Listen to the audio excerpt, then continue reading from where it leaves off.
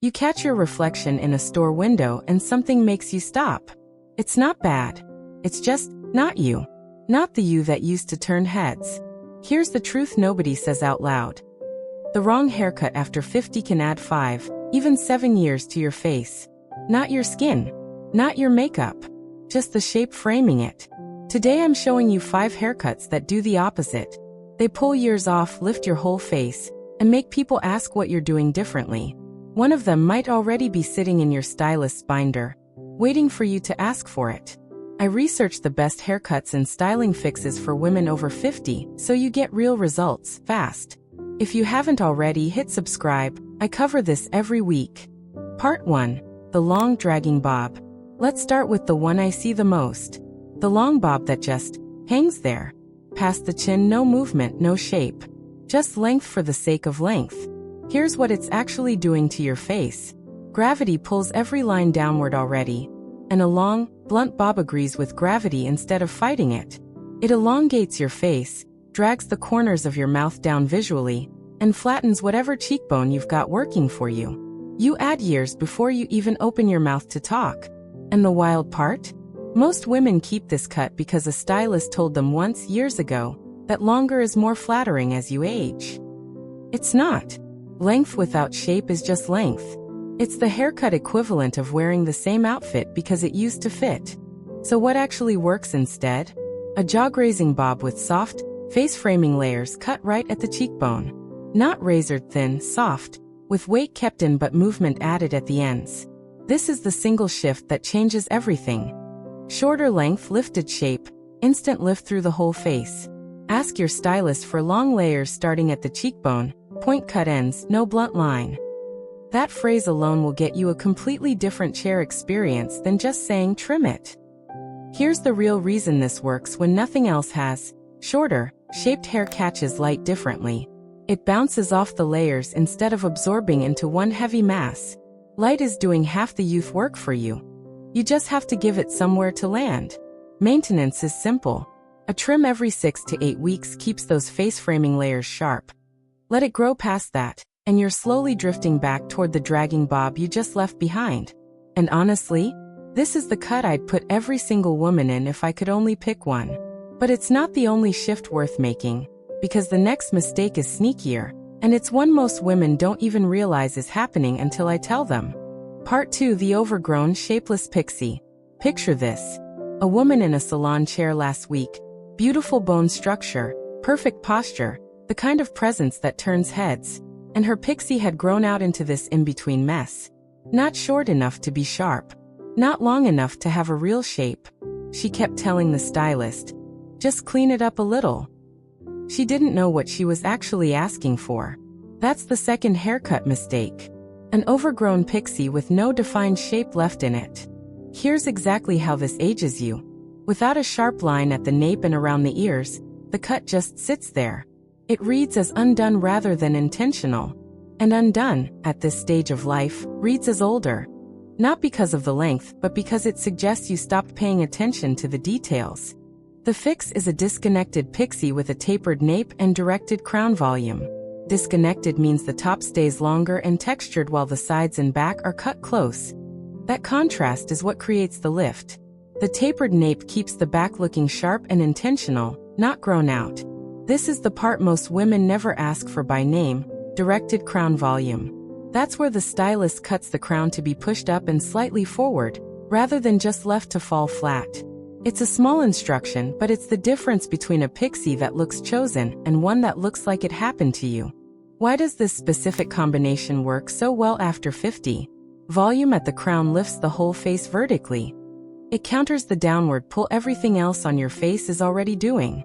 You're not fighting gravity with more hair. You're fighting it with smarter placement.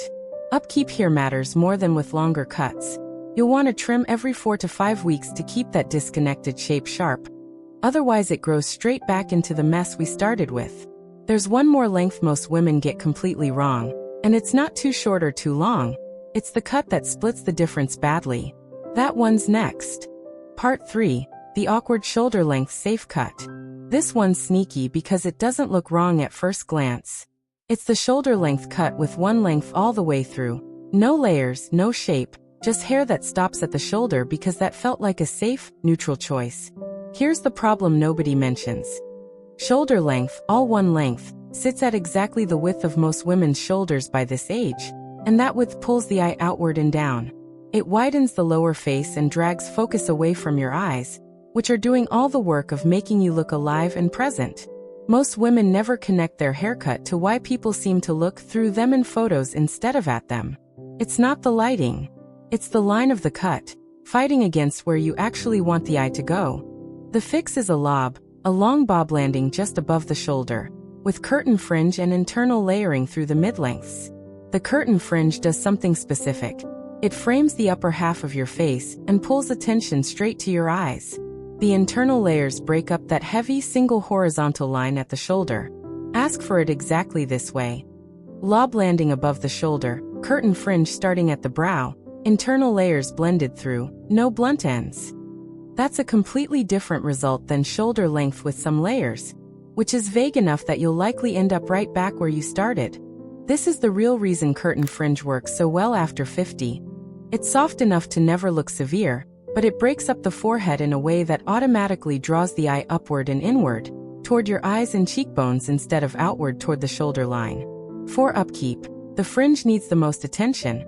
A quick trim every 3 to 4 weeks keeps it framing correctly, while the rest of the cut can stretch to the usual 6 to 8 week schedule.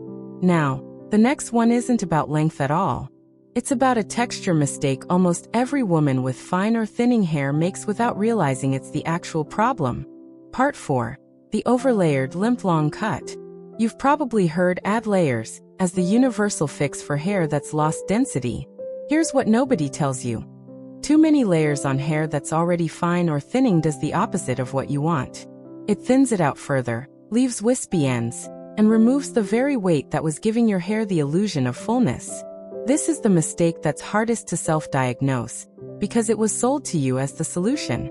You asked for layers because you wanted more movement, and you walked out with hair that looks even thinner than before you sat down. The real damage here is at the ends. Heavily layered fine hair loses its line completely. Instead of ending in a clean shape, it just sort of fades out into nothing. And fading out ends, on hair that's already lost some density with age, reads as tired rather than soft.